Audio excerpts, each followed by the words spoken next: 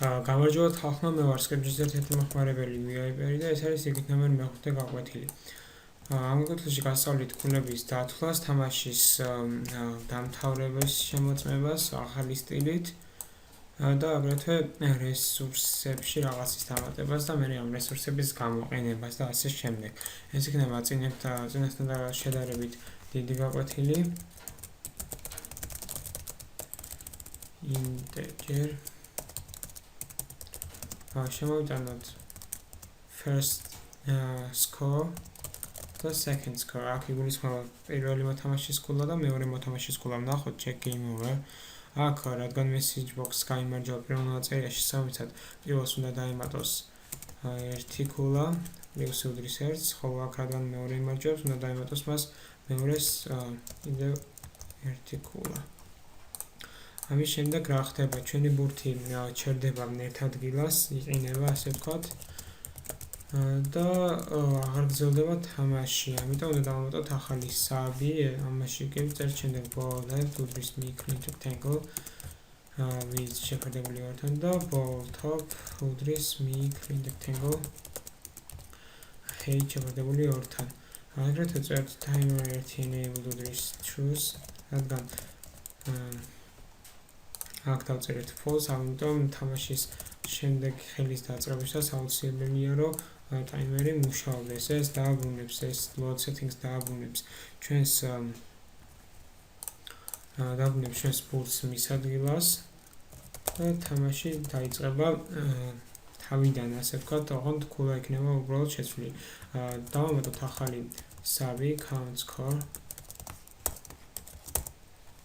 და შემდეგს level 1 text, რომელიც ჩვენ ახლა ხანს განვავიტანეთ.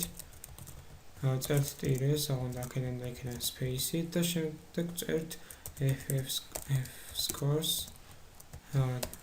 დააკავშირი. თუ არ მეშლება ეგ არის. და აქვე წერთ ამ კოდსაც უკვე, რადგან ეს უკვე ჩვეულებრივი ქულების შემოწმებელი კოდია და არა თამაშის შემოწმებელი, ხო? თამაშის დამთავრების შემოწმებელი, ხო? თამაშის დამთავრება რო შევამოწმოთ, აუცილებლად უნდა შემოვიტანოთ შემდეგი ინტეჯერი last score დავარქვათ. რატო შემოგვაქვს ახლა ეს? როდესაც ერთ-ერთი მოთამაშის ქულები გაუტოლდება 3-ს, როგორც ახლა მივთვითე მე, შემდეგ თამაში უნდა შეჩედეს. ამიტომ წერთ if last score, ანუ f score equals to last score, then რაღაცა და else if s score equals to last score, then თუ f score, ანუ first player score უტოლდება საბოლოო ქულას, შესაბამისად იმარჯვებს პირველი. ამიტომ წერთ message box first player 1. აქ წერთ message box second player 1. აუცილებლად ვამატებთ ჩვენს count scores აი აქ.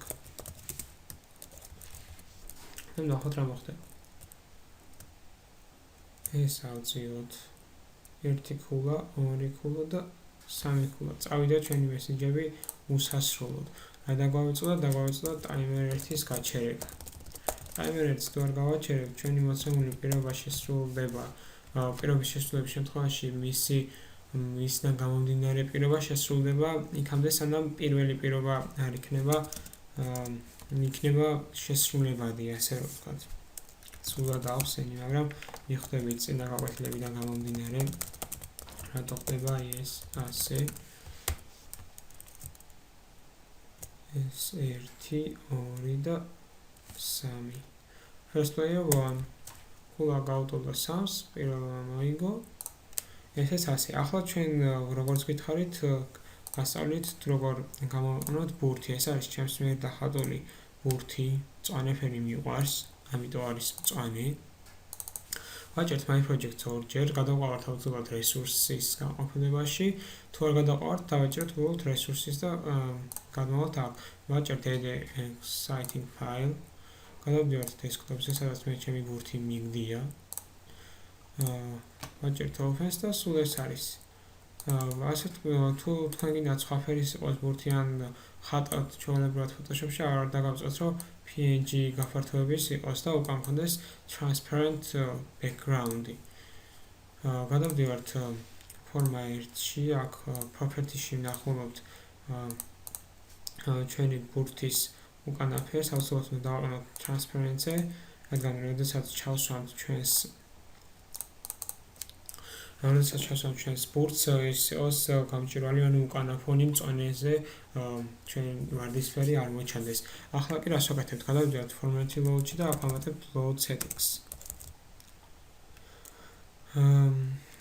Format Load-ი ავიტანოთ ზემოთ. სულ ზემოთ. და აგრეთვე Load Settings-ში ვამატებთ შემდეგ პირობას. სად არის? Bow image უდრის my resources bow. დავიწყოთ თამაში. ჩვენი ბურთი დაკონტროლშობს 1 აქ შენი 2 3 და 2 და 3. მოკლედ ეს იყო ჩემი მეხუთე გაკვეთილი. შემდეგ გაკვეთილში გასწავლით თუ როგორ არ უნდა გადაკვეთოს ჩვენმა ფიცრებმა აი ეს და ეს ნაწილი და აგრეთვე ვიმუშავებთ შესავალ ფორმაზე, ანუ ის იმ ადგილზე, სადაც უკვე შევიყვანთ ქულების რაოდენობას, იქნება script-ის ლოგო, იქნება script-ი წარწერა, თამაშის დაწყება და ასე შემდეგ. ხოლო შემდეგში უკვე შემდეგ გაკვეთილზე გეტყვით თუ რას გავაკეთებთ. მოკლედ ეს გაკვეთილები გადაღებულია script-ისთვის და script-ის მომხმარებელთათვის. თუ არ ახართ script-ის და script-ის მომხმარებელი, მე გირჩევთ, რომ გახდეთ, რადგან არაჩვეულებრივი საიტია და თქვენ თუ არა სხვებს მაინც გამოადგებათ თქვენი ცოდნა. აგრეთვე თქვენ შეგიძლიათ გარკვეულ კითხვებზე მიიღოთ პასუხი. ვინც თუ იცის ვინმე ფორუმზე დამრწმუნეთ, არ დაიზარებენ და დაგეხმარებიან.